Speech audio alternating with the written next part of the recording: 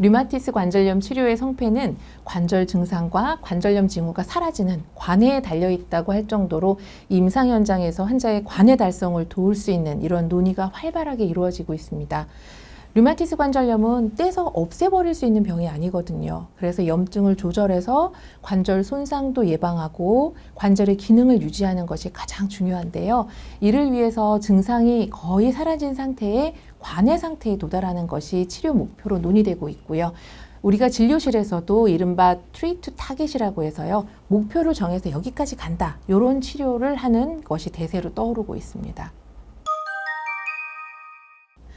먼저 류마티스 관절염은 관절이 어디까지 침범했는지와 증상이 지속되는 기간, 그리고 적혈구 침강 속도와 같은 급성기 염증 반응 물질들을 검사를 하고요. 류마티스 인자, 또 병력이 언제까지 됐는지를 청취하고 신체 검사 등을 해서 진단을 하고 있습니다.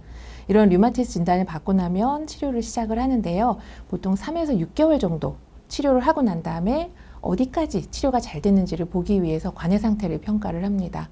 환자분들은 어려울 수 있는 개념인데요. DAS28이나 C다이, S다이, 불스 지표 같은 다양한 관해 지표들이 의료진에 의해서 쓰여지고 있습니다.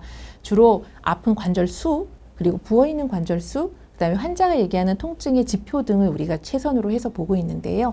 유럽과 미국 학회에서 연합을 해서 2019년도부터는 불수 지표라든지 C다이나 S다이를 관해 지표로 제시를 하고 있어요. 왜냐하면 예전에 있던 DAS28보다도 환자의 통증을 훨씬 더 잘 알 수가 있다라는 것 때문이거든요. 그래서 이러한 글로벌 수준의 의사의 평가 지표가 들어가기 때문에 이 지표를 많이 쓰는데요. 우리가 완치라고 하는 이 관해는 관절이 1개 이하로 아프거나 1개 이하로 붓거나 통증이 하나도 없는 경우를 관해 상태로 간주를 하고 있습니다.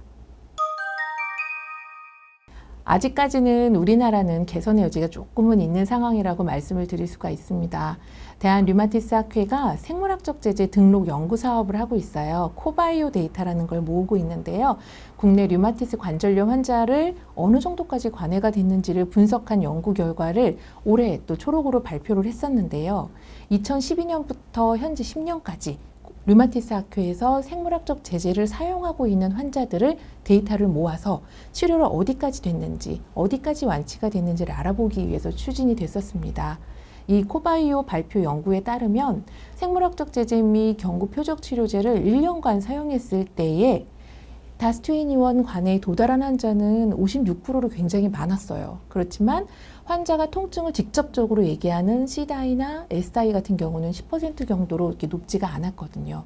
이거는 어떻게 다시 설명할 수 있냐면 염증은 좋아졌지만 환자가 갖고 있는 통증이라든지 신체 기능 장애가 실제적으로는 그렇게 좋아지지 않았다는 걸 뜻합니다. 그래서 결국 치료 성과나 만족도에 있어서는 조금 더 통증 쪽으로 더 개선이 필요하다. 이런 것들을 알 수가 있었습니다.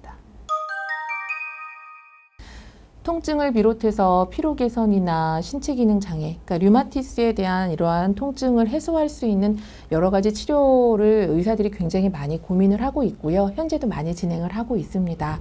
그래서 이를 위해서 임상 현장에서는 환자의 상태를 평가를 할 때 현재 알고 있는 DAS28 말고도 여러 가지 지표를 활용을 해가지고 실제로 환자에게 도움이 되는 우리가 증상 개선 여부를 따져보는 것이 좋겠고요.